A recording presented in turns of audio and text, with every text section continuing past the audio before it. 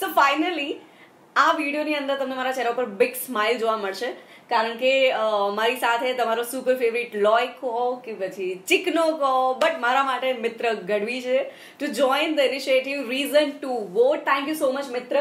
Thank you Aditi. Bombay to Baroda to Ahmedabad તમે મારા studio સુધી આવ્યા. Finally at the studio of Aditi Raval. ધી તે એડ કર્યું, મેં ખાલી અદિતિ રાવલ કર્યું. ઓકે મિત્ર. તો ઘણા બધા લોકોને હજી પણ હું જોઉં છું કે તારા ઇન્સ્ટા કમેન્ટ્સમાં લખે છે કે લોય છે તો પછી Chikno. I just love that character in that film. But apart from that એક હજી પણ કોઈ ત્રીજું ચોથું કેરેક્ટર હશે ને જે ચોંટી ગયું હશે તારા નામ સાથે? હા, એટલે ફેમિલી સર્કસ વખતે જે કરીને કેરેક્ટર હતું એના બી ઘણા અમુક લોકો મને એવું કહે છે કે અમને ભાઈ જે માં જ વધારે મજા આવી. પણ my personal favourite is Chikno now. Like એના સિરિયસલી ચિકનો ની અંદર તો યુ આર લાઈક સાયલેન્ટ રહીને પણ the way you made us laugh was amazing.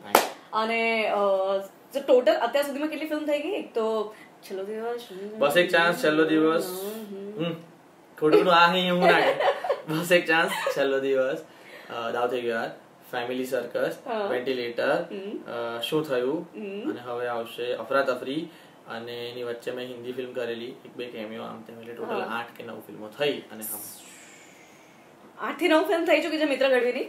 અને આવનારી છે બીજી કેટલી ફિલ્મ? અત્યારે એક શૂટ ચાલે છે રાઈટ? અફરાતફરીનું શૂટ ચાલે છે અત્યારે. સો અફરાતફરીનું શૂટ ચાલી રહ્યું છે અને નામ પરથી મને લાગે છે કોમેડી પિક્ચર છે. Yes, it's a horror comedy.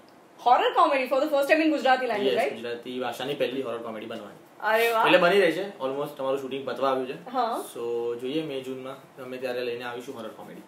ચલો ગ્રેટ છે. સો મિત્ર ગઢવી તો તમને મોટા પડદે જોવા મળશે પણ આ નાના નાના પડદા ઉપર આજે એટલા માટે બીકોઝ રીઝન ટુ વોટ કેમ્પેનમાં લાસ્ટ ટાઈમ બટ તે મને સપોર્ટ કર્યો હતો. Thank you so much for that. અને આ વખતે સપોર્ટ જરા આપણે વધારે સારી રીતે બનાવવા આ સ્ટુડિયો બનાવ્યો છે. બહુ સારો સ્ટુડિયો બનાવ્યો છે અદિતિ રાવલે.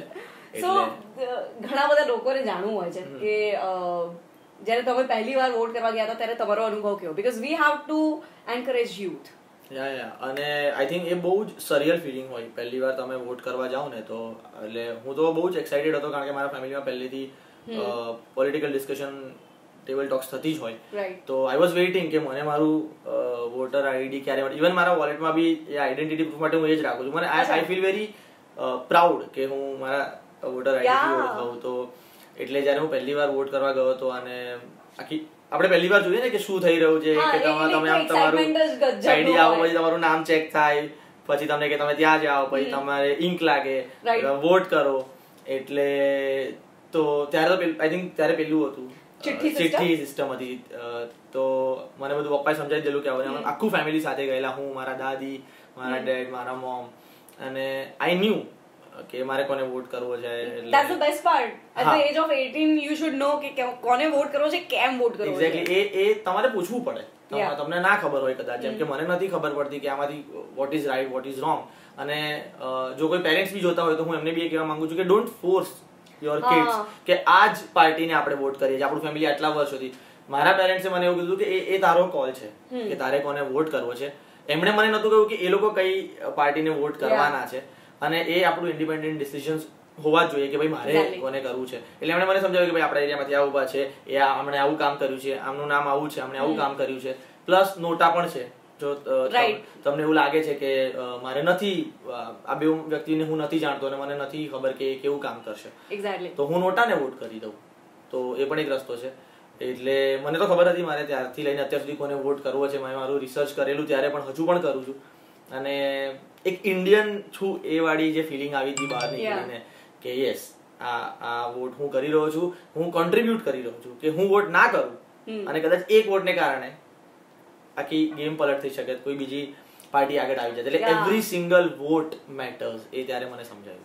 એક્ઝેક્ટલી. જેવી રીતે એવું કહેવાય ને કે એક ઓલિમ્પિકમાં જે રમતું હોય એને એક સેકન્ડની વેલ્યુ હોય, એવી રીતે જે ખરેખર રાજકારણ સમજે છે કે પછી વોટનું મહત્વ સમજે છે એને ખબર છે કે એક વોટની વેલ્યુ કેટલી બધી હોય છે.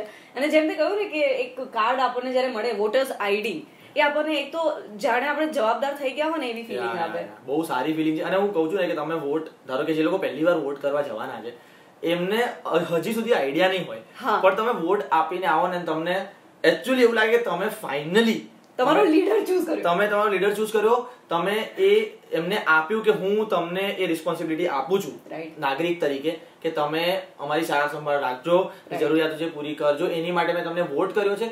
બીજી એક પેલી પ્રાઇડ વાળી ફિલિંગ છે કે બોસ આજે હું ભારતનો નાગરિક 100% કે આજે મેં વોટ કર્યો. વોટ ના કરવા જવું એ ગુનો જ ગણું છું કે વોટ તો કર, તમને જેને આપવો છે it is your choice, but wake up and go and what. પછી અને promote it, go in Instagram, go on Facebook, tell people that you have voted. So એનાથી બીજા લોકોને બી મેસેજ જશે. So yeah, just find that one reason to vote. I guess મિત્રનું reason એ છે કે જો એ વોટ કરે છે તો એને એવું ફીલ પણ થાય છે એક પ્રાઉડ ઇન્ડિયન, એને લાગે છે એને જવાબદારી નિભાવી છે. યુઝ ધી હેશટેગ વોટ કર, use the hashtag reason to vote, inspire others. Thank you so much મિત્ર. થેન્ક યુ અદિતિ, મજા આવી.